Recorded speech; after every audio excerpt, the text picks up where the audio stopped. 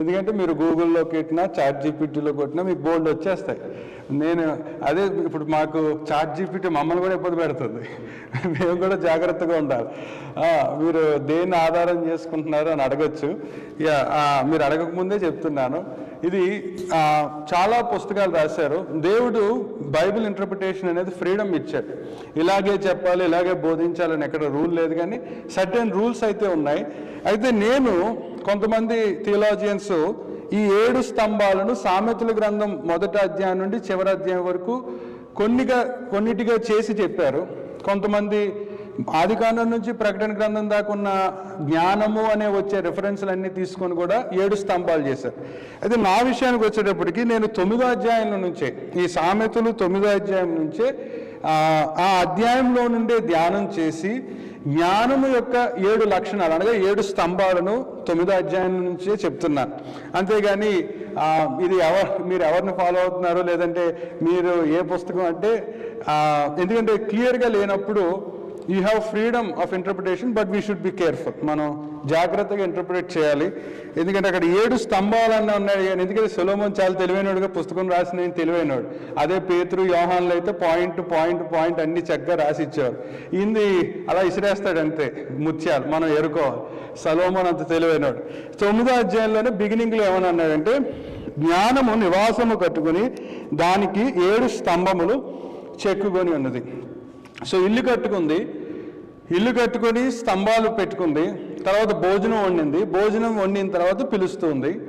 ఆ తర్వాత 10వ అధ్యాయానికి వచ్చేటప్పటికి మనం ఈసారి కింద నుంచి వెళ్తున్నాం, పైనుంచి రావట్లా, కింద నుంచి. ఎందుకంటే ఫౌండేషన్ ఎక్కడన్నాడు? 7 పిల్లర్స్ అని చెప్పాడు, కానీ ఫౌండేషన్ ఆఫ్ ద హౌస్ ఎక్కడన్నాడు? ఫస్ట్ పిల్లర్ ఎక్కడ పడింది?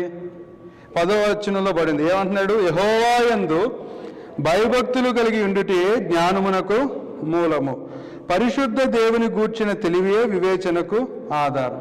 సో మనం వినాల్సిందిగా కోరుతున్నాం. ఓకే, సో ఎక్కడి దాకా ఆగానండి? 9వ అధ్యాయంలో 2 పునాదులు మనం చూసాం. కింద నుంచి వస్తున్నాం. 10వ అధ్యాయంలో మనం 2 పునాదులు చూసాం. ఈరోజు 4, 5లో ఇంకో పిల్లర్ని మనం చూద్దాం.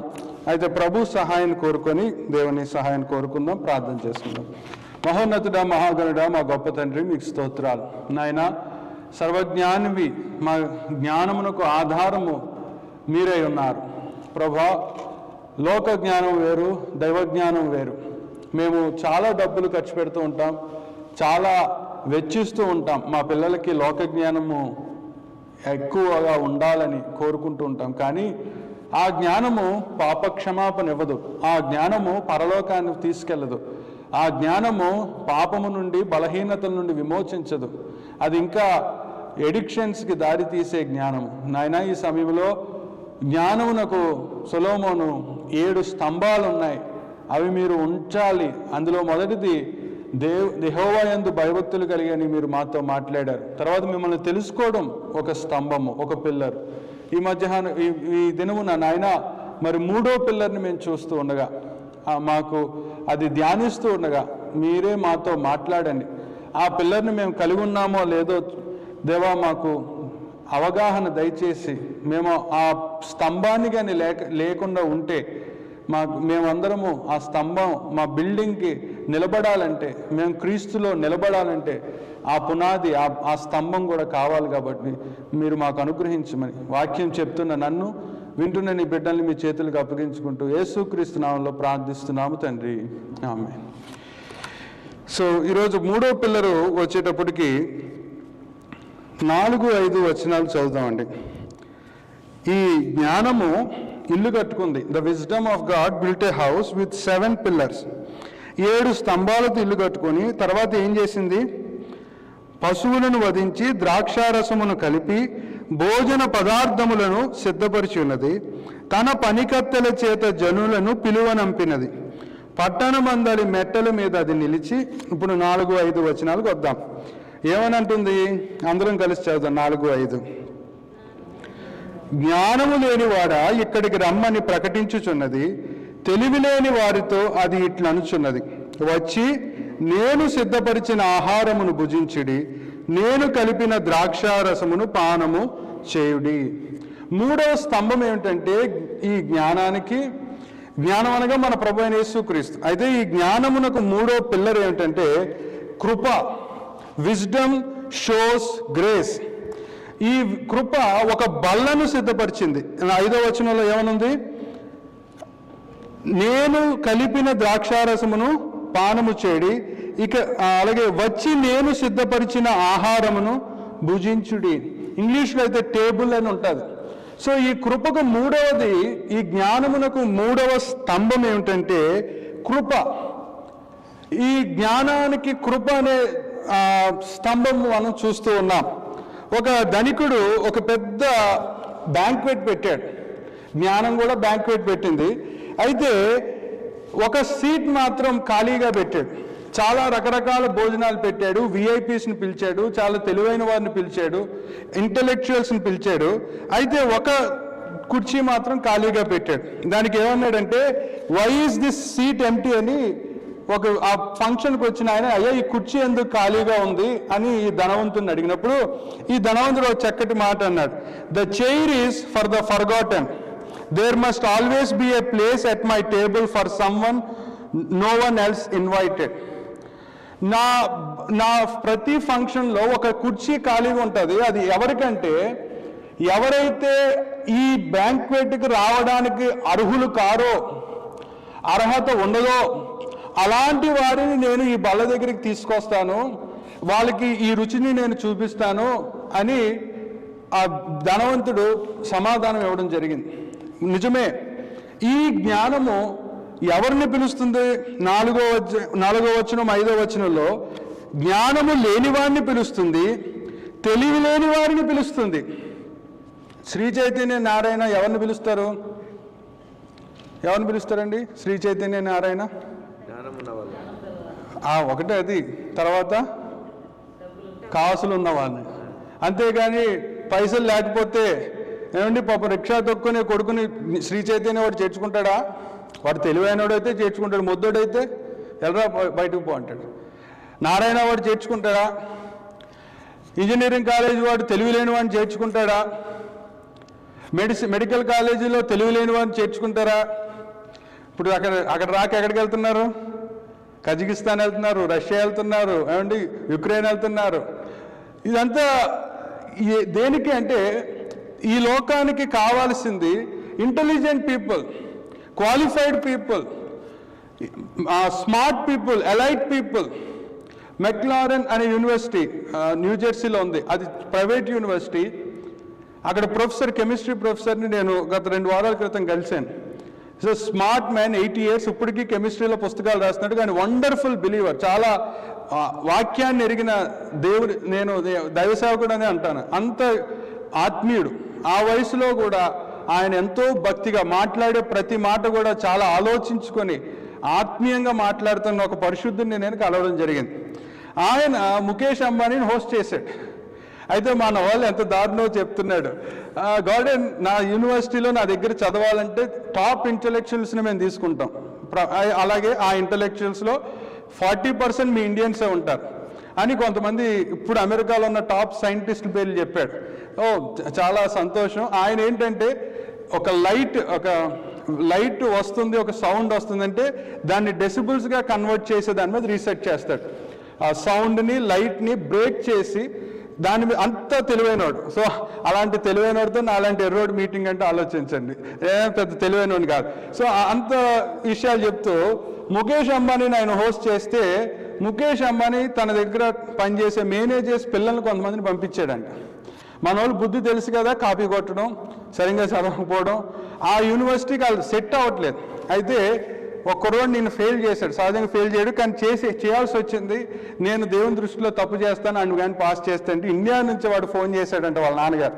చేసి హే నేను ఎవరో తెలుసా అని బెదిరించడం మొదలుపెట్టాడంట. మా వాడిని పాస్ చేయకపోతే నా గురించి నీకు తెలీదు, నీకు రిలయన్స్ తెలుసా అంటే ఈయన అన్నాడంట ముఖేష్ అంబానీకి చెప్పి నేను ఎవరో అన్నాడు. అంటే జ్ఞానం, ఈ లోక జ్ఞానము కొనుక్కుంటే వచ్చేది. ఈరోజు మనము లోతుగా వెళ్ళే అంశం ఇది, అందుకోసమే ఇవన్నీ చెప్పాల్సి వస్తుంది. ఈ లోక జ్ఞానం వేరు, దేవుని జ్ఞానం వేరు. ఈ లోక జ్ఞానము ఏం చూస్తుంది? వరల్డ్లీ విజ్డమ్ నీ స్టేటస్ని చూస్తుంది, నీ దగ్గర డబ్బును చూస్తుంది, నీ దగ్గర పొజిషన్ని చూస్తుంది, నీ క్యాస్ట్ని చూస్తుంది, నీ యొక్క ఫ్యామిలీని చూస్తుంది. ఇది లోక జ్ఞానము. కానీ దేవుని జ్ఞానము, అందుకే 9వ అధ్యాయంలో జ్ఞానము నివాసము కట్టుకొని, జ్ఞానం ఎస్టాబ్లిష్ అయింది ఈ భూలోకంలో. ఎవరి ద్వారా? మన ప్రభు అయిన యేసుక్రీస్తు ద్వారా. ఆయన ఈ భూలోకానికి వచ్చి దైవ జ్ఞానాన్ని మనకు తెలియజేసి ఎలాంటి వారిని పిలుస్తున్నాడు? ఆ మాట ఈరోజు మనం ముఖ్యాంశం. 4వ వచనంలో జ్ఞానము లేనివాడా. సొలొమోను గారు కాబట్టి ఆ దినాల్లో జ్ఞానము లేనివాడని పద్ధతిగా మాట్లాడారు. మన టీచర్లు అయితే ఏమంటారు? ముద్దోడా, తెలివి లేనోడా అని పిలుస్తారు. సో ఈ జ్ఞానము విలువ లేని వారిని పిలిస్తే జ్ఞానము. రెండవది 4వ వచనం, తెలివి లేని వారితో. వాట్ ఏ కాంట్రాస్ట్ చూడండి. లోక జ్ఞానము తెలివి లేని వాడిని పిలవదు, జ్ఞానము లేని వాడిని పట్టించుకోదు. కానీ దేవుని జ్ఞానము ఇది కృపా జ్ఞానము. ఇంగ్లీష్లో అయితే విజ్డమ్ ఆఫ్ గ్రేస్. కృపా జ్ఞానము. కృప అంటే అర్హత లేని వాడికి అర్హతనిచ్చేది. సో మన మొదటి స్తంభం ఏమిటి చూసాం?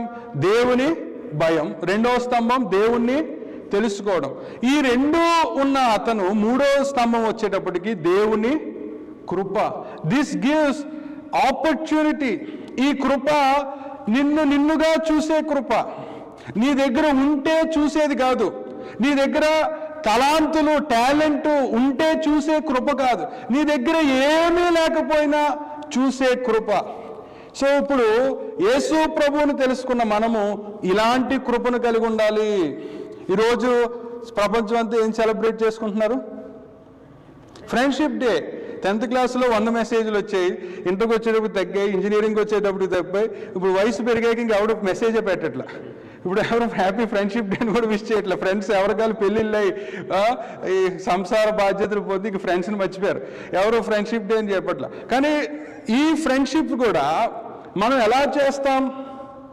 ఈ కృప గురించి ఆలోచించండి. ఈ పిల్లర్ గురించి, కృప అనే ఈ స్తంభం గురించి మనం చూస్తే ఇది అర్హత లేని వారిని అర్హత అనిచ్చింది. నీ ఫ్రెండ్స్లో మన ఫ్రెండ్షిప్స్ ఎలా ఉంటాయి? మన ఫ్రెండ్షిప్స్ కూడా పొజిషన్ చూసి, స్థానం చూసి, జాబ్ చూసి, కొంతమంది ఇక్కడైతే వీసా స్టేటస్ చూసి కూడా ఫ్రెండ్షిప్స్ చేస్తారంట. గ్రీన్ కార్డ్ వాళ్ళతో ఒకలా ప్రవర్తిస్తారంట, H1 వాళ్ళతో ఒకలా ఉంటారు. F1 అయితే చూడని కూడా చూడరంట. ఎందుకంటే వీడు వచ్చి ఏ హెల్ప్ అడుగుతాడని. అంటే చూడండి, యేసు ప్రభువుని నమ్ముకున్న మనం అలా ఉండకూడదు. అదే ఈరోజు మన అంశం. మన ఫ్రెండ్షిప్ డే రోజు మన ఫ్రెండ్షిప్ కృప అనే స్తంభాన్ని కలిగిన ఫ్రెండ్షిప్ ఎలా ఉండాలో ఈరోజు మన అంశం. ఒకసారి 1 కొరింథీయులకు రాసిన పత్రిక 1వ అధ్యాయము, 1 కొరింథీయులకు రాసిన పత్రిక 1వ అధ్యాయము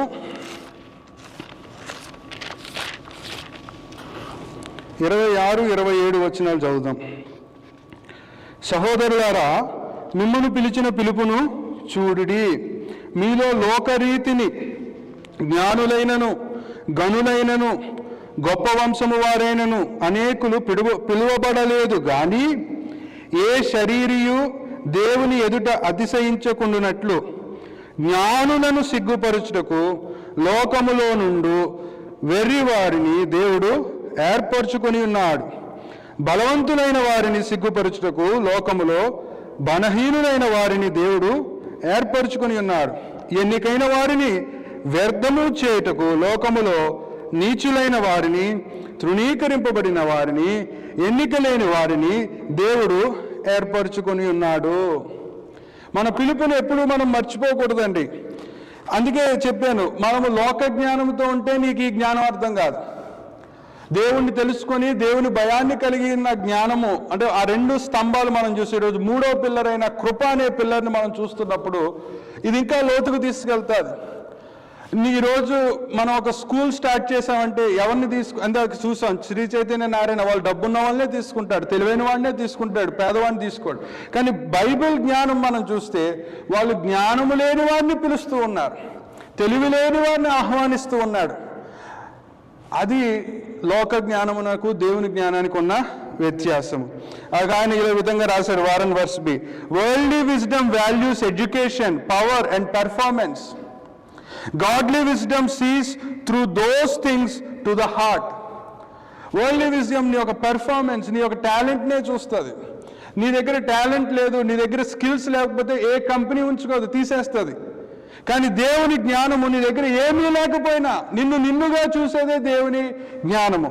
అయితే ఇంకా దాన్ని వివరిస్తే ఆయన ఈ విధంగా రాశాడు, worldly wisdom builds ladders, godly wisdom builds tables. ఇది గుర్తుపెట్టుకోండి. లోకపు జ్ఞానము నిచ్చెన, first rank, second rank, third rank, last rank, A grade, B grade, ఎన్ని నిచ్చెనలే కదా, ఎన్ని మెజర్మెంట్స్. కానీ దేవుని జ్ఞానము దగ్గర కృపా అనే జ్ఞానముకు వచ్చేటప్పటికి అది టేబుల్ అంట.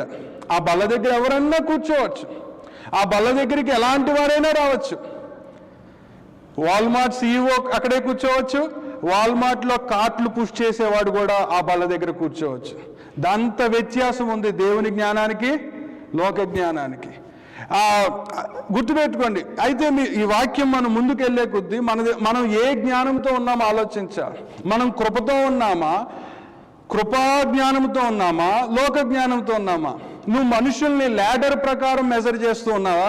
ఒక బ్రదర్ని కలిసావు, ఓకే బ్రదర్ మీరెవరు, ఐఎమ్ సో అండ్ సో, మీరేం జాబ్ చేస్తారు, ఇది మీ కంపెనీ ఏంటి, కంపెనీ తక్కువ, చిన్న కంపెనీ అయితే ఓకే పక్కన పెట్టండి, కంపెనీ బాగుంది, తర్వాత మీ వీసా స్టేటస్ ఏంటి, దాన్ని బట్టి మనం నిచ్చెలు నేస్తాం.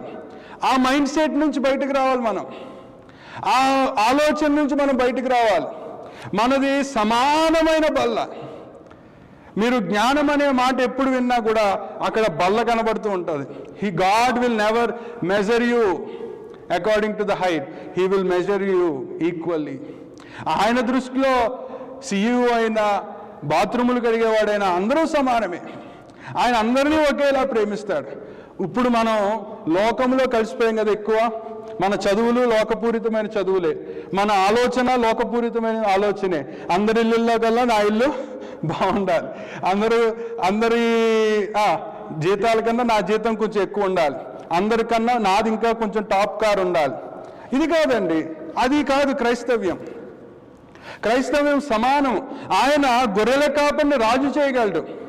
పారిపోయి రెఫ్యూజీగా ఉన్నవాడిని నేషనల్ లీడర్ చేశాడు మోషేని. తప్పు చేసి పారిపోయి దాక్కున్న వాడిని ఫరో ముందు నిలబెట్టాడు మన దేవుడు. ఆయనకు అందరూ సమానమే. కాబట్టి మన మైండ్ సెట్ ఎక్కువ లోకంగా ఆలోచించాం, స్టేటస్ పరంగా ఆలోచించాం, మన ల్యాడర్గా ఆలోచించాం. We are not suppose to think and imagine or మన ఆలోచనలు ల్యాడర్గా ఉండకూడదు, నిచ్చెనలా ఉండకూడదు. కానీ మన ఆలోచనలు ఎలా ఉండాలి? బల్లలా ఉండాలి. ఆ విషయాన్ని ఆలోచిస్తున్నప్పుడు దేవుని కృప, ఈ జ్ఞానము ఇల్లు కట్టుకుందని 9వ అధ్యాయం సామెతల 1లో మనం చూసాం. ఇది ఎలాంటి ఇల్లు? మొద్దులను పిలిచిన ఇల్లు, తెలివి లేని వారిని పిలిచిన ఇల్లు, జ్ఞానం లేని వారిని పిలిచిన ఇల్లు. అలా మీరు ఆలోచిస్తూ ఉంటే మనకు మన ప్రభు అయిన యేసుక్రీస్తు కనబడతాడు. ఆయన ఎవరిని పిలిచాడు? ఆయన ఎవరి దగ్గరికి వెళ్ళాడు? ఆయన ఎక్కువ ఎవరితో భోజనం చేశాడు? ఆయన ఎవరి ఇళ్ళకి వెళ్ళాడు? ఎలాంటి వారిని కలుసుకున్నాడు? ఈరోజు మనము ఈ అమెరికన్ డ్రీమ్లో పడిపోయి ఈ కృపను మర్చిపోతూ ఉన్నాం. కృపను పొందుకున్నామా మనం? We received the grace but we are not showing the grace. అప్పుడు నీ బిల్డింగ్ సగం ఇలా పడిపోయే స్థితిలో ఉందని గుర్తుపెట్టుకో. దేవుడు కృప కలిగిన వాడు కాబట్టి ఆ కృపను పొందిన మనం ఎలా ఉండాలి? అదే కృపను కలిగి ఉండాలి. కానీ మనకు వచ్చేటప్పటికి మనకి తారతమ్యాలు, మనకి డిఫరెన్సెస్, మన ఫ్రెండ్షిప్లో హిపోక్రసీ. ఒక బ్రదర్ చాలా చక్కగా, నేను లాస్ట్ ఇయర్ మనం హిపోక్రసీ మీద చాలా మెసేజెస్ మాట్లాడాం, చాలా ఆ వేషధారణ మీద చాలా లోతుగా వెళ్ళాం. ఒక బ్రదర్, నేను ఏం వింటున్నారో మీరు వింటున్నారో లేదో నాకు డౌట్, కానీ ఒక బ్రదర్ నిజంగా ఆయన చెప్పాడు దాని అనుభవం. బ్రదర్ మీరు లాస్ట్ ఇయర్ ఎక్కువ వేషధారణ మీద చెప్పారు, అయితే ఒక సందర్భం వచ్చినప్పుడు నేను అక్కడ అబద్ధం ఆడొచ్చు కానీ వాక్యం నన్ను ఖండించింది, గద్దించింది, నేను అబద్ధం ఆడలేకపోయాను. నేను కూడా అందరిలాగా ఫేక్గా ఎందుకు ఉండాలి, ఉంటే యథార్థంగా ఉండాలి అని నేను చాలా ఒక దగ్గర అబద్ధం ఆడాలి బ్రదర్, కానీ నేను ఆడలేదు, ఎందుకంటే I don't want to be like a hypocrite అని చెప్పాడు. అబ్బా వాక్యం విన్నారు బ్రదర్ అని అనిపించింది. ఇప్పుడు మనం కృపను గురించి ఆలోచిస్తున్నాం. కృప వదిలిపెట్టేస్తాం మనం. కృప లాంటి మనసు మన దగ్గర లేదు. కానీ ప్రభువుని మనం చూస్తే ఆయన ఎంతో కృప కలిగిన వాడు, కానీ మన దగ్గరికి వచ్చేటప్పుడు కృప మిస్ అయిపోతుంది. అయితే కృపను, ఈ కృపా స్తంభాన్ని కలిగిన ఒక వ్యక్తిని మనం చూద్దాం. 2 సమూయేలు గ్రంథము 9వ అధ్యాయానికి రండి. 2 సమూయేలు గ్రంథము 9వ అధ్యాయం ఎవరైనా చదువుతారా? 1వ వచనం. 2 సమూయేలు 9వ అధ్యాయము 1వ వచనం. యోనాతానును బట్టి నేను ఉపకారము చూపుటకు సౌలు కుటుంబములో దావీదు అడిగాను. యోనాతానును బట్టి నేను ఉపకారము చూపుటకు సౌలు కుటుంబంలో ఎవడైనా కలడా అని దావీదును అడిగాను. దావీదు ఎంత దైవికమైన వాడో. నేను 7 అనే మాట పర్ఫెక్షన్కి సాదృశ్యం అండి, కంప్లీట్నెస్కి సాదృశ్యం. అందుకే దావీదుని దేవుడు ఏమనండి, నా హృదయానుసారుడు, అంటే నా మనసుని ఎరిగిన దావీదు. దావీదుకి దేవుడి భయం ఉందా లేదా? దావీదు దివారాత్రములు, అంటే దావీదు దేవుని తెలుసుకున్న ఆ హ్యాబిట్ ఉందా? 2వ పిల్లర్ మనం చూసాం. 3వది దావీదుకి కృప చూపించే క్యారెక్టర్ కూడా ఉంది. ఏమండి, నన్ను చంపడానికి ప్రయత్నం చేసిన, ఫర్ ఎగ్జాంపుల్ దావీదును వాళ్ళ మామయ్య చంపాలని, ఆ పిల్లనిచ్చిన తండ్రి చంపాలని తరుముతూ ఉన్నాడు. అతని జీవితం 15 ఏళ్ళు అరణ్యంలో పరిగెడతా ఉన్నాడు. అలాంటి మామగారు కుటుంబానికి ఎవడన్నా ఉపకారం చేస్తాడా? కృపా స్వభావం కలిగిన వ్యక్తి చూడండి, యోనాతానును బట్టి సౌలు కుటుంబంలో ఉపకారం చూపడానికి ఎవడన్నా ఉన్నాడా అని అడుగుతూ ఉన్నాడు. దావీదుకి కృపాతత్వం ఉంది. మనం ఎప్పుడు కృప గురించి ఆలోచించినప్పుడు దేవుడు gracious, God is gracious, God is gracious, అక్కడితో ఆపేస్తున్నాం. ఆ కృప మనలో నుంచి కంటిన్యూ అవ్వాలి, కానీ అవ్వదు. దావీదుకు వచ్చేటప్పటికి యోనాతానును బట్టి సౌలు కుటుంబంలో ఎవరికన్నా ఉపకారం చూపన అంటే, అప్పుడు అక్కడ ఒక అతను ఉంటాడు, సీబాయను ఒకడు ఉండగా, 2వ వచనం, వాడు అతని దావీదును అతను పిలువనంపిరి. రాజు సీబా నీవే కదా అని అడుగుగా, అతడు నీ దాసుడినైన నేనే సీబానను. రాజు యెహోవా నాకు దయచూపినట్లు నేను ఉపకారము చూపుటకు సౌలు కుటుంబంలో ఎవడైనా ఒకడు శేషించి ఉన్నాడని అతడుగా, యోనాతానుకు కుంటికాలు గల కుమారుడు ఒకడు ఉన్నాడని రాజుతో చెప్పాను. ఏమండి, when is the last time you shown grace? మిమ్మల్ని అసహించుకొని మిమ్మల్ని ద్వేషించే వారిని ఇంటికి తీసుకొచ్చి ఎప్పుడు భోజనం పెట్టారు మీరు?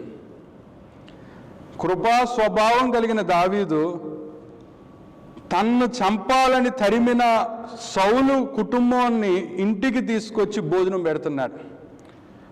శత్రువు మనవణ్ణి ఇంటికి తీసుకొచ్చి వాణ్ణి నీ జీవిత కాలమంతయు నా బల్ల దగ్గర భోజనం చేసి, మళ్ళీ కృప ఎక్కడ కనబడితే అక్కడ బల్ల కనబడుతుంది.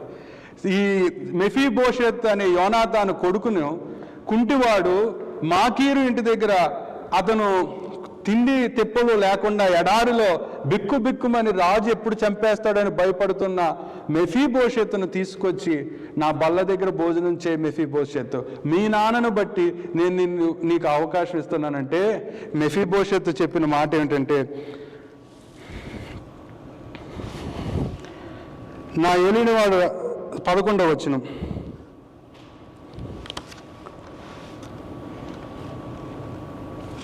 క్షమించండి 8వ వచనం, 7, 8 వచనాలు. 2 సమూయేలు 9, 7, 8 వచనాలు. దావీదు నీవు భయపడవద్దు, నీ తండ్రి అయిన యోనాతాను నిమిత్తము నిజముగా నేను నీకు ఉపకారము చూపి నీ పితరుడైన సౌలు భూమి అంతయు నీకు మరలా ఇప్పింతును, మరియు నీవు సదాకాలము నా బల్ల యొద్దనే భోజనము చేయదు అని సెలవీయగా. 8వ వచనం అందరూ చదవండి.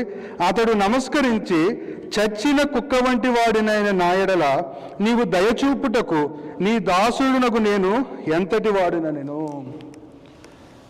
If you show grace you will see great reaction. ఇక్కడ దావీదు తన శత్రువు కొడుకు మనవుడి మీద దయ చూపిస్తే ఆ మనవుడు ఏమంటున్నాడంటే, చచ్చిన కుక్క వంటి వాడిని నా పట్ల దయ చూపుటకు నేను ఎంతటి వాడను. కృపను మనం చూపించట్లేదు. జ్ఞానానికి 7 స్తంభాల్లో 3వ స్తంభము కృప అనే స్తంభం. అది అర్హత లేని వారిని పిలుస్తుంది, తెలివి లేని వారిని పిలుస్తుంది, సమాజంలో వెలివేయబడిన వారిని పిలుస్తుంది. దావీదు భయములో ఉన్నవాడిని, ఏమండి, బిక్కుబిక్కుమంటూ ఆహారం లేక మాకీరు ఇంటి దగ్గర బానిసగా ఉన్నవాడిని తీసుకొచ్చి రాజుగారి బల్ల దగ్గర కూర్చోబెట్టింది. ఇది కృప. మనము ఆ విధముగా ప్రేమించాలి. మన శత్రువులతో మనము శత్రుత్వం కాదు, మనం మిత్రుత్వానికి ట్రై చేయాలి. అదే కృప. అన్యాయం చేశారు, ఎస్, మోసం చేశారు కొంతమందికి, అయినా సరే కృప కలిగిన వారిగా మనం ఉండాలి. కానీ వాడు అన్యాయం చేశాడు పాస్టర్ గారు, వాడు నాకు మోసం చేశాడు, వాడిని నేను వదిలిపెట్టను, వాడిని నేను వదలను అనే టైప్గా ఉండకూడదు. మనం క్రీస్తుని కలిగిన మనం క్షమించాలి. క్షమించాలంటే నీలో కృప ఉండాలి. ఈ కృప పనికి రాని వారిని పిలుస్తూ ఉంది, అర్హత లేని వారిని పిలుస్తున్నప్పుడు దావీదు మనకు ఒక చక్కటి రిప్రజెంటేటివ్గా ఉన్నాడు. He's a man full of grace. He's a man who has wisdom of grace. దావీదు పిలుస్తూ ఉన్నాడు, ఆహ్వానిస్తూ ఉన్నాడు. నా భోజనం బల్ల దగ్గర భోజనం చేయని అన్నాడు. ఆ బల్ల మీదే మెఫీబోషెతు, దావీదు, ఆ 9వ అధ్యాయం మీద కొన్ని వందల మెసేజెస్ మనం మాట్లాడుకోవచ్చు. మీరు ఇంటికి వెళ్ళి చదవండి, హృదయాన్ని ఎంత సంతోషపరుస్తుందో ఆ అధ్యాయం. ఆ తర్వాత మనం చూస్తే బ్రూస్ వాకెట్ అనే బైబిల్ స్కాలర్ ఏమన్నాడంటే, this is not a private club for the elite, wisdom's banquet is for the naive, the humble and the hungry. ఈ జ్ఞానము బల్ల దగ్గర ఎలైట్ క్లబ్. మీరు ఎప్పుడైనా ఎయిర్పోర్ట్లోకి వెళ్తే బిజినెస్ క్లాస్ వాళ్ళకి సెపరేట్, వాళ్ళకు వచ్చే ప్రివిలేజెస్ సెపరేట్, నార్మల్ క్లాస్ వాళ్ళందరినీ బయటే మనం పాపం అక్కడే కుర్చీల దగ్గరే పడుకుంటారు ఎయిర్పోర్ట్స్లో. కానీ ఎలైట్ క్లబ్ అని ఉంటుంది, వాళ్ళకైతే రూమ్ ఇస్తాడు, భోజనం పెడతాడు, ఏసీ రూమ్ ఇస్తాడు. విజ్డమ్ టేబుల్ అలాంటిది కాదు అని ఈ కామెంటేటర్ చెప్తూ ఉన్నాడు, బ్రూస్ అన్న ఆయన. జ్ఞానం అనే బల్ల దగ్గర ఆ తారతమ్యాలు ఉండవు.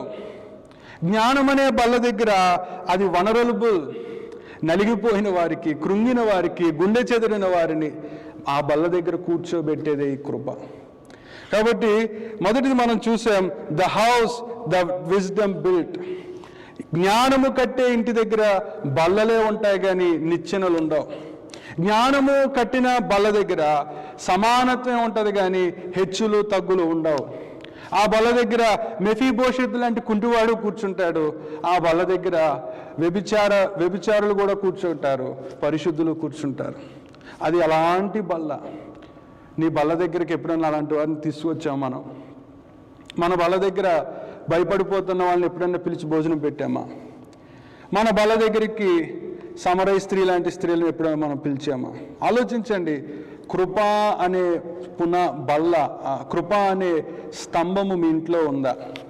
నీ జీవితంలో ఉందా? నీ వ్యక్తిగత జీవితంలో ఆ కృపను నువ్వు కనపరుస్తూ ఉన్నావా?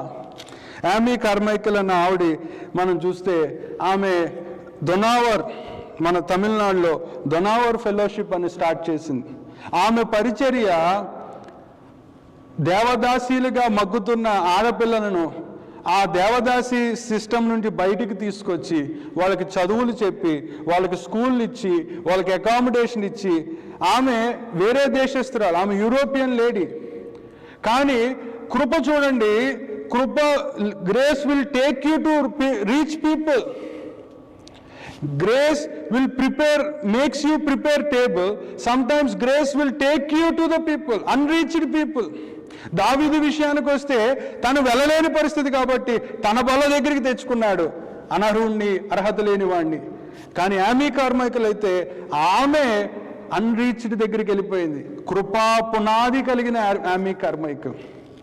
దేవదాసి సిస్టమ్ అంటే మీకు తెలుసు ఎంత దారుణమైన, మన భారతదేశంలో ఎంత ఘోరమైన పరిస్థితులు ఉండేవో మనకు తెలుసు. ఆడపిల్లల్ని పోషించలేక, పెంచలేక, కట్నాలు ఇవ్వలేక ఆడపిల్లల్ని గుడులకి ఇచ్చేస్తే ఎంతోమంది చిన్న వయసులోనే వారు వ్యభిచారులుగా తయారై జీవితాలు నాశనం అయిపోతుంటే కృప కలిగిన, కృపతో నింపబడిన యామీ కార్మికులు అలాంటి వారి దగ్గరికి వెళ్ళి వారిని బయటికి తీసుకొచ్చింది. ఆలోచించండి, when is the last time you reached with grace with someone? కృపతో నువ్వు ఎవరినైనా రీచ్ అవుట్ అయ్యావా ఈ నెలలో? కృపతో నువ్వు నీ బల్ల దగ్గరికి ఎవరన్నా పిలిచావా? కొత్తగా ఉందిగా ప్రసంగం, ప్రిపేర్ అవుతుంటే నాకు చాలా కొత్తగా ఉంది. నిజంగా ఆలోచిస్తున్నాను. ఈ జ్ఞానము ఈజ్ ఇన్వైటింగ్ పీపుల్. జ్ఞానము ఆ వెర్రి వారిని, డబ్బు లేని వారిని, పేదవారిని ఈ దైవ జ్ఞానం పిలుస్తుంది. కానీ లోక జ్ఞానం తెలివైనోడేరా, ఐఐటి ఉంటేనేరా, కంపెనీస్ కూడా నీ దగ్గర టాలెంట్ ఉంటేనే, ఈ దేశానికి రావాలంటే నీ అకౌంట్లో డబ్బులుంటేనే, ఈ దేశానికి ఎవడు పడితే వాడు రాగలడా? ఎన్ని చూపించాలి మనం?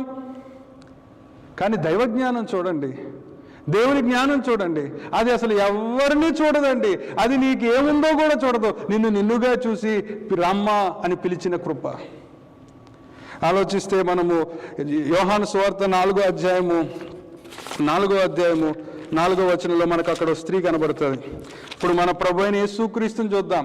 దావీదుని చూసాం. దావీదు he prepared a table, but our Lord, మన ప్రియ రక్షకుడైన యేసుక్రీస్తు యోహాను సువార్త 4వ అధ్యాయంలో మనకి ఎవరు కనబడుతున్నారు? అక్కడ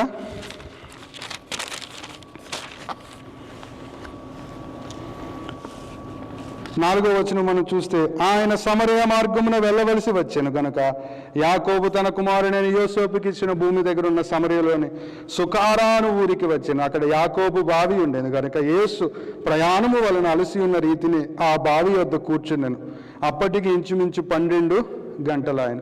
సమరయ స్త్రీ ఒకతే నీళ్లు చేదుకొనుటకు అక్కడికి రాగా యేసు నాకు దాహమునకు నీళ్ళు ఇమ్మని అడిగాను. ఇక్కడ మనకు ఒక స్త్రీ కనబడుతూ ఉంటుంది. ఈ స్త్రీని మొత్తం వివరించలేను కదా, బ్రదర్ ఒకసారి స్లైడ్ వేస్తారా?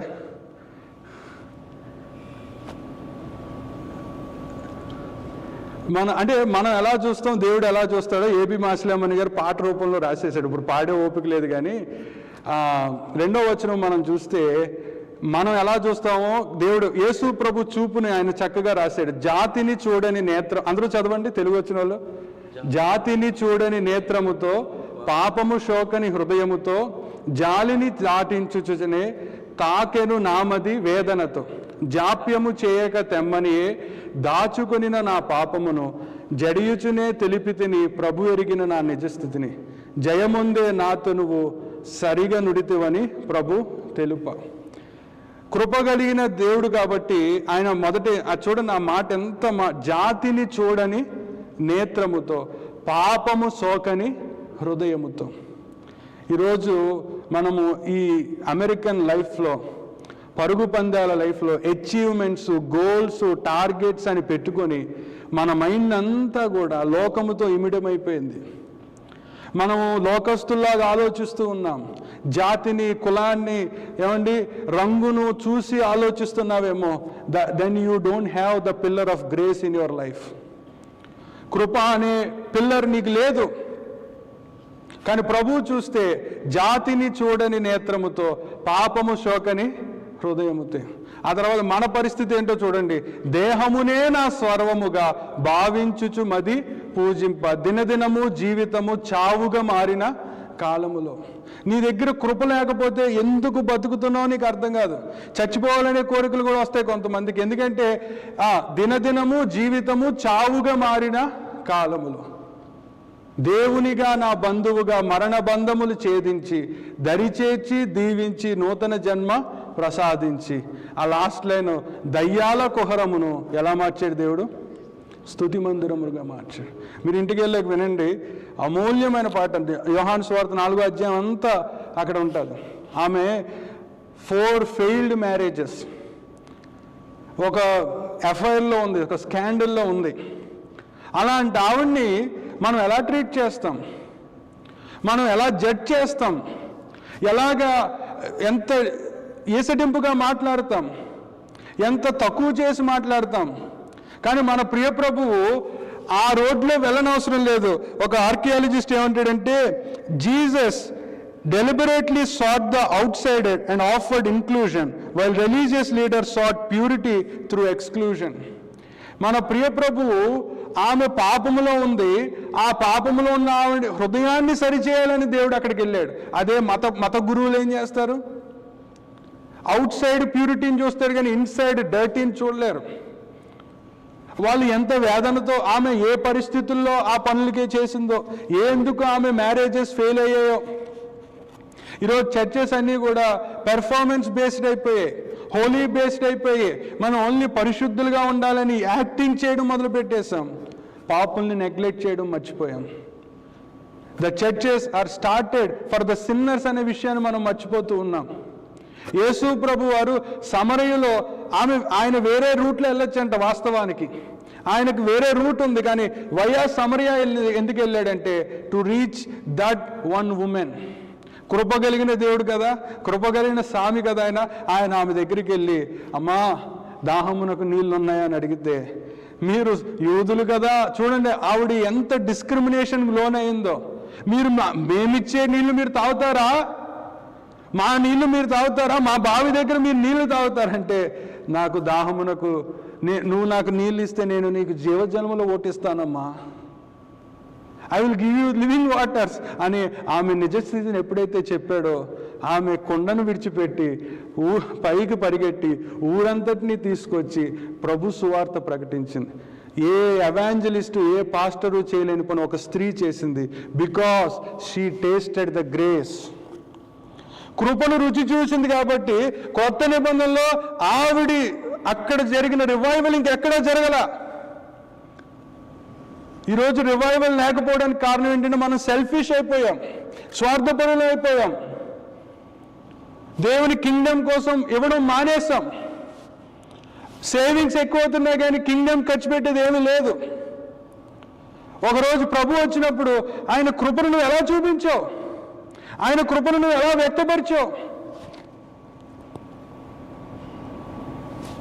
ప్రభువారు ఆ అసహ్యురాలు, మన దృష్టిలో అలాంటి ఆవిడని మనం ఎంత తక్కువగా చూస్తాం, కానీ ఆమె దగ్గర గ్లాస్ తీసుకొని మంచినీళ్ళు తాగడానికి సిద్ధపడ్డాడు. అదే మత పెద్దలు, బైబిల్ తెలిసిన పరిశుద్ధులు, ఆ పాస్టర్స్ అని అవతారాలు వేసుకునే వాళ్ళు అలాంటి ఆవిడ దగ్గరికి వెళ్ళలేరు,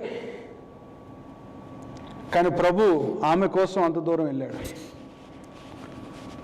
ఈరోజు కృప అనే పిల్లర్ ఉందా మన దగ్గర? దావీదు శత్రువు కొడుకుని కృప అనే బల్ల దగ్గరికి తీసుకొచ్చాడు. హీ ఇన్వైటెడ్ యామీ కార్మైకల్ కృపతో అన్రీచ్డ్ ఉమెన్ దగ్గరికి వెళ్ళింది. యేసు ప్రభు కృప కలిగిన వాడు కాబట్టి ఆయన 33.5 సంవత్సరాల్లో, ఆ 3.5 సంవత్సరాల మినిస్ట్రీ లైఫ్లో he went to the unworthy people. కుష్ఠరోగుల దగ్గరికి వెళ్ళాడు, ట్యాక్స్ కలెక్టర్స్ ఇంట్లో భోజనం చేశాడు, పాపాత్ములతో ఎక్కువసేపు గడిపాడు. ఒక భక్తుడి విధంగా ఇప్పుడు ఒకసారి చదివాను, ఐ థింక్ డిట్రిచ్ బాన్హోఫర్ అంటాడు, the table tells the real wisdom. When Jesus sat with sinners and eating, that talks about grace అంటాడు. యేసు పాపులతో కూర్చొని భోజనం చేయడమే కృప యొక్క చక్కటి పిక్చర్ అంటాడు. యేసు ఎవరు? యేసుక్రీస్తు ఎవరు? ఆయన ఎలాంటి పరిశుద్ధుడు, ఎలాంటి పవిత్రుడు? అలాంటి పవిత్రుడు పాపులతో కూర్చొని భోజనమా? ఆలోచించండి, మనం కృప చూపిస్తున్నామా? కృపను బాగా పొందుకున్నాం, మనం పొందుకున్నట్టు ఎవ్వరు పొందుకోవాలా. ఆ కృప గురించి, నీ కృప జీవము కంటే ఉత్తమమైనదని పాటలు పాడతాం. But is that grace is flowing from you? ఆ కృప ప్రవాహము నీ దగ్గర నుంచి వెళ్తుందా? ఎప్పుడైతే కృపను రుచి చూసిందో, అర్హత లేని సమరయ స్త్రీ, అయ్యా ఇదిగో నా జీవితాన్ని బయట పెట్టిన ఆ పవిత్రుడు, పావనమూర్తి యేసు ప్రభు దగ్గరికి రండి అని ఊరంతటిని తీసుకొచ్చి ప్రభుని ఆ ఊరికి పరిచయం చేసింది. నీ లైఫ్లో ఒక సమరయ స్త్రీ అని ఉందా? నీ లైఫ్లో ఒక మెఫీబోషెత్ ఉన్నాడా? నాకు ఎక్కడ పాస్టర్ గారు, ఒక అబ్బాయి ఒకసారి చెప్పాను, ఒక అబ్బాయి ఉద్యోగం వచ్చినంత వరకు మందిరానికి చక్కగా వచ్చాడు, ఉద్యోగం రాగానే అన్న మెయింటైన్ చేయాలన్నా, కనెక్షన్స్ పెంచుకోవాలన్నా, అమెరికాలో స్టేటస్ ఉండాలన్నా, అందుకని సారీ అన్న ఈ చర్చికి రాలేనన్నా, ఆ చర్చికి వెళ్తానన్నా అన్నాడు. కృపను తాళం వేసి పెట్టేశాడు. డబ్బులు అంటే తన సస్టైనెన్స్ చూసుకుంటున్నాడు, కానీ దేవుడు ఎలాగైనా సస్టైన్ చేయగలడన్న విషయాన్ని మర్చిపోతూ ఉన్నాడు. తర్వాత మనం చూస్తే ఇప్పుడు 1 కొరింథీయులకు రాసిన పత్రిక 1వ అధ్యాయము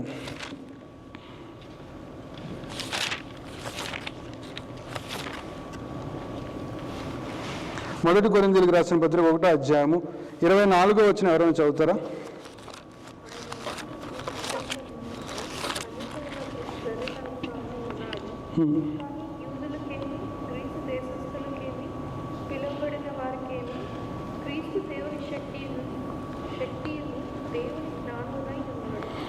చాలండి. ఆయన యూదులకు ఆటంకముగాను అన్యజనులకు వెరితనముగాను ఉన్నాడు కానీ యూదులకేమి గ్రీసు దేశస్థులకేమి పిలువబడిన వారికే క్రీస్తు దేవుని శక్తి అను దేవుని జ్ఞానమునై ఉన్నాడు. వాస్తవానికి మా జీవితంలో కూడా పెరుగుతున్నప్పుడు మా ఇంటికి ఎక్కువ మంది వస్తారు కాబట్టి మా ఇంట్లో మాకు ఒక గ్లాసు బయట వాళ్ళకి ఒక గ్లాసు ఉండేది. అంటే క్రీస్తు అంటే మా అమ్మ ఎప్పుడు అదే అంటే మేము ఇంకా నేర్చుకుంటున్నాం, we not a perfect Christians, we learn sometimes from you, you learn sometimes from us అని అంటుంది. కానీ ఆమె ఒకసారి మీటింగ్కి వెళ్ళాక ప్రభు అది కరెక్ట్ కాదని చెప్పాడంట. అంటే పిల్లలు కదా, వీళ్ళకి ఏ గ్లాస్ పెడితే ఆ గ్లాస్ ఇవ్వకూడదు, పిల్లలకంటే ఒక గ్లాసులు ఉండాలని పెట్టింది. కానీ ఇప్పుడు ఆ తారతమ్యం తీసేసింది. ఎందుకంటే ఒకసారి బెంగళూరులో ఒక దైవ సేవకుడి ఇంటికి వెళ్ళినప్పుడు వాళ్ళ ఇంట్లో అందరికీ ఒకే ప్లేటు ఒకే కంచం. అది తెలుసుకున్నాక మేము చేస్తాం తప్పు అని ఆలోచించి she decided not to behave like that. కొన్నిసార్లు నేను రెండు రకాల క్రైస్తవులు చూసాను. ఒకళ్ళ ఇంటికి వెళ్తే నేను గమనించాను, కొంతమంది వాళ్ళ టేబుల్ దగ్గర కూర్చోబెట్టరు, సందులో కూర్చోబెట్టి భోజనం పెట్టిన వాళ్ళు కూడా ఉన్నారు. వాళ్ళ పేరు క్రైస్తవులు, pastors. I have saw other people అసలు ఆ బల్ల దగ్గర కూర్చోడానికి కూడా అర్హత ఉండదు, కానీ ఆ బల్ల దగ్గర అందరూ కలిసి కూర్చొని భోజనం చేస్తారు. ఎవరు కృప కలిగిన వారు వీళ్ళిద్దరిలో? మళ్ళీ ప్రసంగం ప్రేమ మీద, ఈ అయ్యగారిని ప్రేమ మీద ప్రసంగం చేయమంటే చేస్తాడంటే 2 గంటలు చేస్తాడు, చచ్చిపోవాలి మళ్ళీ, అంత లోతుగా చెప్తాడు. కానీ ఇంట్లోకి వెళ్తే సందులో కూర్చోబెట్టి భోజనం పెడతాడు. అదే డబ్బు ఉండి మంచి ఆఫీసర్ అయితే ఆయన పక్కన కూర్చోబెట్టుకుంటాడు. కృప లేని వ్యక్తి అతను. ఇంకో సేవకుడు ఒకసారి మేము ఏజెన్సీలో సేవ చేయడానికి వెళ్ళినప్పుడు ఆ ప్లేట్లు కూడా లేవు, ఆ పూరి పాక ఒంగోని వెళ్ళాలి. మాకు ప్లేట్లలో పెట్టి పాప వాళ్ళు ఆకుల్లో తింటున్నారు ఆ సేవకుని కుటుంబం. లేదు మా మా మా ప్రొఫెసర్ అన్నట్లు అందరు ప్లేట్లు పక్కన అందరూ కలిసి ఆకుల్లోనే తిందామన్నారు. కృప తారతమ్యాలు చూపదు. మా అమ్మాయి ముందు ఉండాలి, మా అబ్బాయి టాప్లో ఉండాలి. నేను మా ఇంగ్లీష్ చర్చిలో ఇప్పుడు అన్ని పిల్లలు పుడుతున్నారు, యవనస్తులు పెళ్ళిళ్ళు అవుతున్నాయి. ఒక ఆయన మన భోజనాన్ని పిలిచి మినిస్ట్రీ గురించి మాట్లాడుతూ కొన్ని విషయాల గురించి చర్చింగ్ చేస్తుంటే వాళ్ళ అమ్మాయి గురించి పొగుడుతున్నాడు. గార్డెన్ నువ్వు ఎవరితో ఏమనుకోకు, నీతో విషయం చెప్పండి నాన్న. మా అమ్మాయి పుట్టిన పిల్లలందరిలో మా అమ్మాయి తెలివైంది కదా అన్నాడు. పుట్టిన పిల్లలందరిలో మా అమ్మాయి అందంగా ఉంటుంది కదా అంటున్నాడు. బ్రదర్ తప్పు బ్రదర్, పాస్టర్ గారు నన్ను వచ్చి అలా అడగబెట్టి కరెక్ట్ కాదు. లేదు మా అమ్మాయే తెలివైంది అనిపిస్తుంది, దీన్ని స్టాన్ఫోర్డ్ వాళ్ళమ్మ వచ్చి అంటుంది, స్టాన్ఫోర్డ్ అయితే అక్కడ ఒక కొండ కొనేద్దాం మా అమ్మాయికి అంటున్నారు. అంటే కృప తగ్గిపోతూ ఉన్నప్పుడే నీకు గొప్పగా నువ్వు ఆనతావు. కృప నీలో ఉన్నప్పుడు నువ్వు ఎప్పుడూ తగ్గించుకుంటావు. కృప బిహేవియర్, గ్రేస్ఫుల్ బిహేవియర్స్కి డిఫరెన్స్ అది. మా నాన్నగారు చెప్పారు, ఆయన రక్షణ పొందినప్పుడు ఆ సభలు నర్సాపురం జీడిఎం సభలు జరిగేవి. ఆ దొరలు నీ రక్తమే ఆ పాట పాడేటప్పుడు చాలామంది ఇప్పుడు మనకి కృప తక్కువైపోయింది కదా, ఈ చరణాన్ని లేపేశారు. ఆ చరణంలో ఈ విధంగా ఉంటుందంట, పంది వలె పొర్లిన నన్ను, కుక్క వలె తిరిగిన నన్ను విడిపించింది నీ రక్తమే అని వాళ్ళు దొల్లి ఏడ్చేవారంట స్పీకర్స్. కానీ ఇప్పుడు కృప లేదు కదా, ఆ పాట పాడినా ఏదో పాడినట్టు ఉంటుంది అంతే.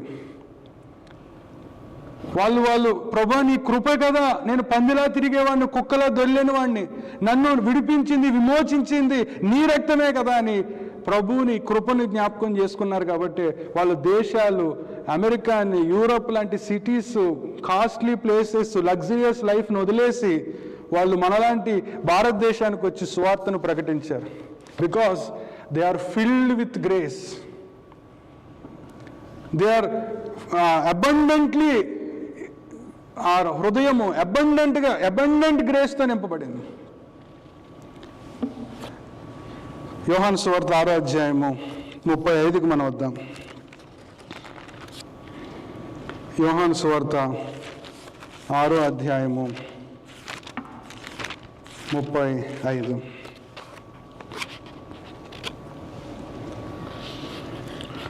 అందుకు యేసు వారితో ఇట్లనెను, జీవాహారము నేనే, నా యొద్దకు వచ్చివాడు ఏమాత్రమును ఆకలిగొనడు, నా యందు విశ్వాసం ఉంచువాడు ఎన్నడును దప్పిగొనడు. మీరు నన్ను చూచి ఉండి విశ్వసింపక ఉన్నారని మీతో చెప్పుచున్నాను. జీవాహారము నేనే.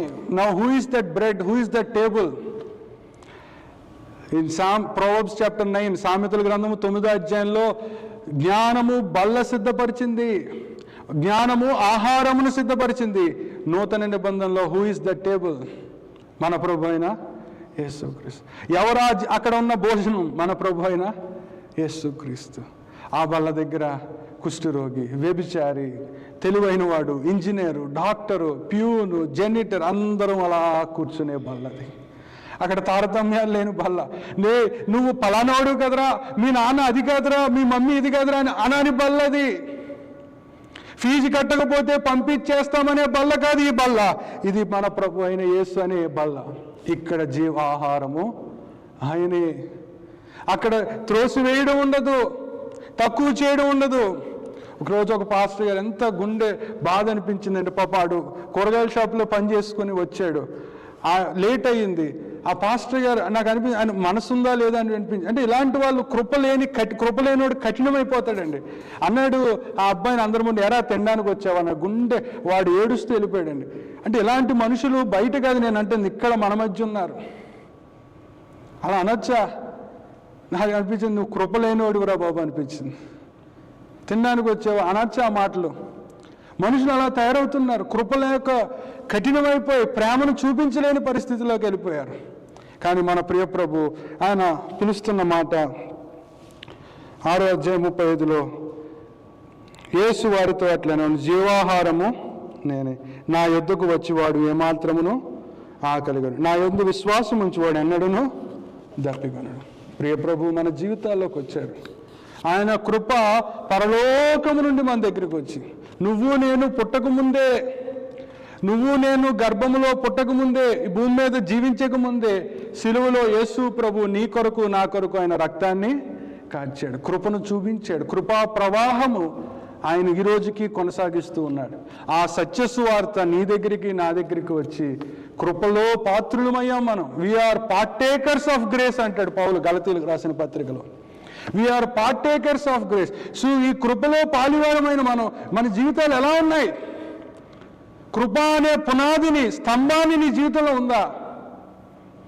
స్వార్థము ఏమండి, లోకంలో కలిసిపోయాం, మన మైండ్ సెట్ మారిపోయింది. అందుకే నేను అనని మాట కూడా యాకోబు రాసిన పత్రిక 4వ అధ్యాయం 4వ వచనంలో ఎంత భయంకరమైన మాట వాడతాడో యాకోబు రాసిన పత్రిక 4వ అధ్యాయము 4వ వచనంలో, వ్యభిచారిణులారా, ఈ లోక స్నేహము దేవునితో వైరమని మీరు ఎరుగరా? కాబట్టి ఎవడు ఈ లోకముతో స్నేహము చేయగోరునో వాడు దేవునికి శత్రువగును.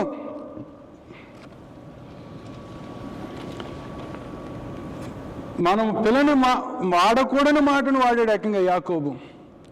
నువ్వు లోకముతో స్నేహము చేస్తూ నీ ఆలోచనలు, నేను ఏమండి మరి మంచి శానిజలో మంచిగా సెటిల్ అవ్వడము, లేదంటే అభివృద్ధి చెందడం నేను తప్పు కాదని అనట్లేదు, కానీ కృపను పక్కన పెట్టేశావా?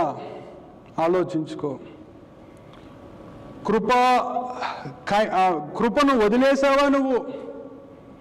When is the last time you invited A brother to your home? ఒక సిస్టర్ని, ఏడుస్తున్న సిస్టర్ని మీ ఇంటికి ఎప్పుడు పిలిచావు చివరిసారిగా? దుఃఖాల్లో ఉన్న ఫ్యామిలీ, ఇబ్బందుల్లో ఉన్న ఫ్యామిలీని, when is the last time your table is opened? అయ్యో మా టేబుల్ కుదరదు బ్రదర్, మా table is only for me, my wife and only my kids. మా ఇంట్లోకి ఇంకెవరూ రావడానికి వీల్లేదు అంటే నువ్వు కృపలేని వాడువు. దావీదు కృప చూపించాడు, యేసు ప్రభు కృప చూపించాడు, యామీ కార్మైకల్ కృప చూపించింది. Are we showing that grace? ఈ కృపలో పాలివాడు అయిన నీవు ఆ కృపను నువ్వు ఇతరులకు చూపిస్తున్నావా?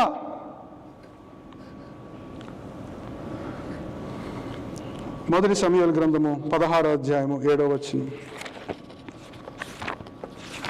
మొదటి సమూయేలు గ్రంథము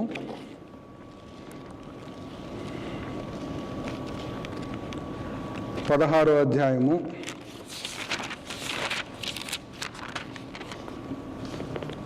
7వ వచనం. అయితే యెహోవా సమూయేలుతో ఇలాగు సెలవిచ్చెను, అతని రూపమును అతని ఎత్తును లక్ష్య పెట్టుకము. అందరూ చదవన తర్వాత మాట, మనుష్యులు లక్ష్య పెట్టు వాటిని యెహోవా లక్ష్య పెట్టుడు. నేను అతన్ని త్రోసివేసి ఉన్నాను. మనుష్యులు పైరూపమును లక్ష్య పెట్టుదురు కానీ యెహోవా హృదయమును లక్ష్య పెట్టును. మనము సమూయేలు గారు అంత పెద్ద ప్రవక్త, ఆయనే ఏమేమి చూస్తున్నాడు? బయట వాటిని చూస్తున్నాడు, హైట్ చూస్తున్నాడు, పర్సనాలిటీని చూస్తున్నాడు, కత్తులు చూస్తున్నాడు, టాలెంట్ ఉందా లేదో చూస్తున్నాడు. కానీ ప్రభు సమూయేలుతో, సమూయేలు మీరు పై రూపాన్ని చూస్తాయా, నేను హృదయాన్ని చూస్తాను. One of the success for godliness is having graceful heart. నీ భక్తి సక్సెస్ అవ్వాలంటే, నువ్వు మంచి దేవునికి ఇష్టడు అవ్వాలంటే, కృప లేకుండా నువ్వు దేవునికి ఇష్టడు అవ్వలేవు. కృపను పొంది, కృపను కలిగి, కృపను ఇవ్వాలి. The grace should flow from our hearts. మన ఇల్లు కృపా నిలయముగా మారిపోవాలి. మన భోజనపు బల్ల అది మనతో ఆగిపోకూడదు. ఆ ఇంటికి ఎవరో ఒకరు వచ్చి తింటూ ఉండాలి. కానీ కృప క్లోజ్ అయిపోతూ ఉంది ఈ రోజుల్లో. ఆ కృప చూపించేట్లా మనము ఆశ ఎక్కువైపోతుంది. కృప తక్కువైపోయే కొద్దీ ఆశలు ఎక్కువైపోతాయి, కోరికలు ఎక్కువైపోతాయి. కానీ కృప ఎక్కువ ఉంటే అసలు ఏ కోరికలు ఉండవు, ఏ ఆశలు ఉండవు. ప్రభువు మీద ఆధారపడతావు. ఆయన నిన్ను ఎలా ఆశీర్వదించాలో ఆయన ఆశీర్వదిస్తాడు. If you have more desires you have less grace. అంతే. కృప ఎక్కువ ఉంటే దేవుడు అంతలా దీవిస్తాడు. ఎంతోమంది బ్రదర్స్ అసలు ఎంత కింగ్డమ్ కోసం, దేవుని రాజ్యం కోసం, కృప అనేది అదే అంటున్నాను కదా, అర్హత లేని వారికి అర్హతనిచ్చేది. మనది చాలా చిన్న సంఘం, మనదేం పెద్ద సంఘం కాదు. కానీ మనము వీ హెల్ప్ మిషనరీస్. నార్త్ ఇండియాలో మిషన్స్కి మనం సహాయం చేస్తాం. ఒక పాస్టర్ గారు లాస్ట్ ఇయర్ మనం 10 మంది సేవకులకు హెల్ప్ చేస్తాం. ఒక పాస్టర్ గారు ఫోన్ చేసి అరగంట సేపు ఇచ్చాడు, అన్నా ఈ వచ్చే 2 నెలలు కిరాణా సరుకులు కొనుక్కుంటానో లేదో నాకు అర్థం కాలేదు, తింటానో లేదో నాకు అర్థం కాల, మీ కృప కలిగిన సంఘానికి ఎంతో వందనాలు అన్నా అన్నాడు. మనం చేసిన చాలా చిన్న సపోర్ట్, చాలా చిన్నది, కానీ అది వాళ్ళని 2 నెలలు కిరాణా తెచ్చుకొని కడుపు నిండా తినడానికి అది ఉపయోగపడింది. నేను ప్రభువుని ఎంతో స్తుతించా. ప్రభు మాది చిన్న చర్చ్ అయినా మమ్మల్ని కృప కలిగిన వారిగా చేశాను, నీకు వందనాలని అన్న. Let us go in that grace. మనం ఆ కృపలో పెరుగుదామండి, కృపలో ఎదుగుదాం. ఒక విశ్వాసి ఒక ఎంతో సైకిల్ తొక్కుంటూ సేవ చేసే ఆయనకి సడన్గా, అయ్యా ఎవరితోని చెప్పొద్దు, ఇది కొంతమందికి ఇవ్వండి అంటే ఒక బండి కొని ఇచ్చాం. ఈరోజు ఆయన అన్నాడు, అయ్యా నేను సువార్త చెప్పడానికి 3 రోజులు సైకిల్ మీద వెళ్తే ఈరోజు నాకు బండి ఉండబట్టి రోజుకి 5 విలేజెస్ ప్రభు సువార్త చెప్తున్నాను అన్నాడు. It is because of somebody's grace here the ministry is going on there. కృప. అదే అంటున్నాను, మనం ఈ దినాలు ఏమైపోతుంటే కృప తగ్గిపోతుంది. మనం ఇండియా నుంచి వచ్చి మనం ఈ వెస్ట్రన్ కల్చర్లో ఇమిడి మనం కూడా, కానీ వాళ్ళు ఇచ్చే కల్చర్ వేరు. మనమేమో వాళ్ళలాగా మా ఇంటికి ఎవరూ రాకూడదు, తలుపులు వేసేస్తూ ఉంటాం, మా ఇంటికి ఎవరూ రాకూడదు, కాఫీ షాప్లో కలుగుతా అంటారు. నాకు కొన్నిసార్లు కొంతమంది, బ్రదర్ కాఫీ షాప్లో కలుద్దాం అంటారు. అంటే దే ఆర్ నాట్ గ్రేషియస్ అనిపించింది. దేవుని బిడ్డలు, దేవుని ప్రజలు, దేవుని సేవకులు ఇళ్లలోకి వచ్చి ప్రార్థన చేసి, ఏమండి దైవజనుని పాదాలు సుందరం, నేనేమి నా సుందరమైన పాదాలు నేను అంటలేదు, కానీ godly people should visit our houses, prayer should be listen. అవి మన ప్రార్థనలు చేయబడాలి మన ఇళ్లల్లో. మనం ఈ కల్చర్కి ఇమిడిపోయి కృపను తగ్గించేస్తే ఎఫెక్ట్ అయ్యేది మన పిల్లలే. సౌలు కృపలో తగ్గిపోయాడు, దేవుడు అతని దగ్గర నుంచి ఏం తీసేశాడు? సౌలు బిగినింగ్ అండి, గాడిదలు తప్పిపోయాయని సర్చింగ్కి వెళ్తూ ఉంటాడు. అప్పుడు అతను ఆ బిగినింగ్ డేస్లో కృప కలిగినాడు కదా, మనము దైవజనుడి దగ్గర ఒత్తి చేతులతో వెళ్ళకూడదని అక్కడ ఉన్న తన దగ్గర డబ్బులు లేకపోయినా ఒకరి దగ్గర తీసుకొని వెళ్ళి సమయాన్ని కలుస్తాడు. అప్పుడు దేవుడు అతన్ని, బెన్యామీను గోత్రం అంటే చాలా తక్కువ గోత్రం, అలాంటి వాడిని దేవుడు మొట్టమొదటి ఇజ్రాయేల్ రాజుగా చేస్తే తర్వాత అతని జీవితంలో కృప తగ్గిపోయింది. ఈర్ష్య, అసూయ, సెల్ఫిష్నెస్ పెరిగిపోయింది. ప్రభువు చిత్తాన్ని కూడా వద్దు, నాది జరగాలి, నేను ఏదనుకుంటే అదే జరగాలి, నేను ఏది చెప్తే అదే అవ్వాలి అనే గర్వపు స్థాయికి వెళ్ళిపోయాడు. దేవుడు తీసి పడేశాడు అంతే. ఎక్కడో గొర్రెలు కాసుకునే దావీదును మళ్ళీ పైకి తీసుకొచ్చాడు. కానీ దావీదు దగ్గర ఉన్న విశేషం ఏంటంటే, తప్పు చేశాడు, పాపం చేశాడు, మిస్టేక్స్ చేశాడు, కానీ కన్ఫెస్ చేసుకున్నాడు, తప్పును ఒప్పుకున్నాడు, పాపాన్ని రిపెంట్ అయ్యాడు. ప్రభువు మళ్ళీ ఆ దావీదు వంశంలో నుండి మన రక్షకుడు రావడం జరిగింది. It is because of grace. కఠినంగా ఉంటున్నావా నువ్వు? కృప కలిగి ఉంటున్నావా? ఒకసారి మళ్ళీ సామెతల 9కి వచ్చి చివరిసారిగా మాట చదువుదాం. 9వ అధ్యాయము 4-5.